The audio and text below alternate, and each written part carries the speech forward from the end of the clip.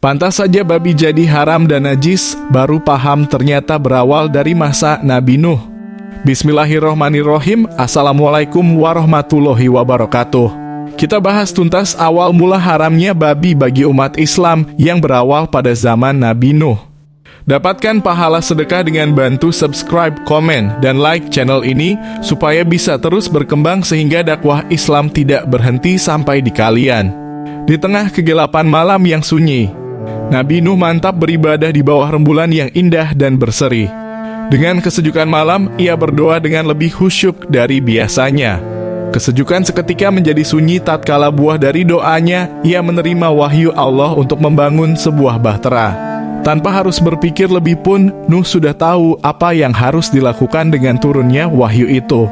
Bahtera yang harus dibangun bukan hanya diperuntukkan untuk manusia saja, tetapi juga semua makhluk yang ada di bumi. Konsep pembuatan perahu sudah matang. Lalu Nabi Nuh memanggil seluruh anggota keluarganya dan para pengikut setianya. Sesuatu yang besar akan terjadi, ia berkata dengan penuh keyakinan. Kita diberi tugas oleh Allah untuk membangun sebuah bahtera. Ini akan menjadi simbol keimanan kita, harapan kita, dan masa depan kita. Seorang yang mendengar ucapan itu lantas ia penasaran dan bertanya, tapi mengapa harus kita dan apa yang akan terjadi? Nabi Nuh dengan mata tajam menatap orang itu. Akan ada bencana yang tidak kita pikirkan dan duga sebelumnya, seluruh penduduk akan lenyap. Siapa yang bertakwa kepada Allah dengan melakukan perintahnya, maka ia akan selamat. Seketika mereka langsung tergugah hatinya untuk berjuang bersama Nabi Nuh, karena tugas kita bukan hanya menyelamatkan diri sendiri, tapi ada nyawa lain yang harus diselamatkan. Kita, saudara dan keluarga seiman dan hewan ternak harus menemani perjuangan Nabi alaihi salam. Mereka siap menghadapi apapun asalkan bersama Nabi Nuh sebagai pemberi petunjuk dan pelindung. Mereka dengan semangat dan harapan yang besar, melihat alam sudah semakin mendung. Mereka mulai membangun bahtera keselamatan yang akan membawa mereka melewati badai kehidupan menuju ke tempat yang lebih baik sesuai dengan kehendak Allah. Namun apa yang akan terjadi selanjutnya? Tak seorang pun tahu, dan dalam ketidaktahuan itu muncul berbagai cobaan dan hikmah yang akan menguji mereka semua hingga titik terjauh dari keimanan dan ketabahan mereka. Singkat cerita, Nabi Nuh memerintahkan kepada pengikutnya untuk segera mengumpulkan kayu yang akan digunakan untuk membuat bahtera itu. Satu persatu kayu sudah mulai diletakkan di tempat perahu akan dibuat. Salah seorang putra Nabi Nuh bertanya kepada ayahnya, "Apa benar ini akan cukup besar untuk kita semua termasuk hewan?" "Kita harus percaya pada kebesarannya," jawab Nabi Nuh dengan penuh keyakinan. Bukan hanya pengikut setia Nabi Nuh yang hadir di area lokasi pembangunan, tetapi ada juga kelompok pembenci Nabi Nuh yang setiap saat suka mencaci dan menghina. "Apa yang kau bangun ini, Nuh? Apa ini kapal untuk membawa kegilaanmu?" ejeknya salah satu dari mereka. Nabi Nuh menatap mereka dengan mata yang tenang. "Ini adalah bahtera keselamatan untuk semua yang memilih untuk percaya. Kau masih punya waktu. Bergabunglah dan selamatkan dirimu serta keluargamu." Orang-orang itu tertawa terbahak-bahak. "Asal kamu tahu, Nuh, dunia ini selalu penuh dengan masalah dan satu bahtera kayu saja tidak akan mengubah apa-apa. Lalu apa yang engkau harapkan?" Nabi Nuh kembali fokus pada pekerjaannya sambil bergumam, "Mereka yang mengejek hari ini mungkin akan menangis besok. Biarkan mereka, kita punya tugas yang harus diselesaikan." Beberapa waktu berlalu, bahtera itu mulai menunjukkan bentuknya. Kabar tentang apa yang dilakukan Nabi Nuh menyebar dan banyak yang mulai mempertanyakan keputusannya.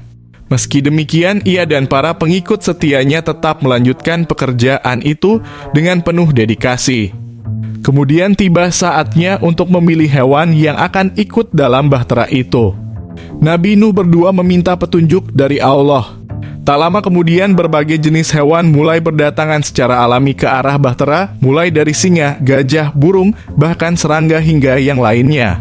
"Subhanallah," ucap salah seorang pengikutnya. "Ini benar-benar sebuah mujizat." Nabi Nuh mengangguk dan berkata, "Semua ini adalah kehendak Allah. Tapi ini baru permulaan. Kita harus mempersiapkan diri untuk perjalanan yang tidak akan mudah." Pada akhirnya, bahtera itu selesai. Pengikut-pengikut Nabi Nuh beserta berbagai jenis hewan mulai memasuki bahtera itu. Satu persatu setiap sudut diisi sesuai instruksi yang diberikan kepada Nabi Nuh melalui wahyu. Nabi Nuh menatap bahtera itu merasakan berat tanggung jawab yang ada di pundaknya. Namun ia tahu ini semua adalah bagian dari rencana Allah, rencana yang akan menguji iman, kekuatan, dan akhirnya memberikan hikmah kepada mereka semua. Tak berselang lama, bahtera itu berlabuh. Awan hitam mulai menutupi langit dan hujan pun turun dengan derasnya. Kapal itu mulai mengambang, menandakan awal dari perjalanan yang membuat kekhawatiran mendalam. Namun dengan kehadiran Nabi Nuh, semuanya merasa sedikit lebih tenang. Ingatlah, ini semua adalah bagian dari ujian Allah. Kalian jangan khawatir, kata Nabi Nuh berusaha memberi semangat kepada para penumpangnya. Hari-hari pertama di bahtera berjalan dengan cukup lancar. Orang-orang beribadah, berdoa, dan membaca kitab-kitab suci. Hewan-hewan tampaknya juga menyesuaikan diri dengan lingkungan baru mereka. Tetapi masalah mulai muncul saat bahtera itu benar-benar terisi penuh. Tak hanya oleh penumpang manusia dan hewan, tetapi juga oleh kotoran yang mereka hasilkan. Ya Nabi, kita mulai kehabisan uang, kotoran hewan menumpuk dan menimbulkan bau yang tidak sedap, keluh salah satu pengikut setia Nabi Nuh. Nabi Nuh memandang sekeliling bahtera memahami kekhawatiran pengikutnya. Baik, aku akan meminta petunjuk dari Allah, jawabnya seraya menghela nafas panjang. Mereka mengangguk, kita percaya padamu, ya Nabi. Sahabat renungan yang dirahmati Allah, untuk mendapatkan pemahaman kisah ini dengan baik, disarankan untuk menyimak sejarah ini sampai selesai agar tidak keliru. Sebelum ceritanya dilanjut, dapatkan pahala sedekah dengan cara bantu support channel ini dengan subscribe dan komen agar syiar Islam dapat tersebar luaskan kepada orang lain yang membutuhkan.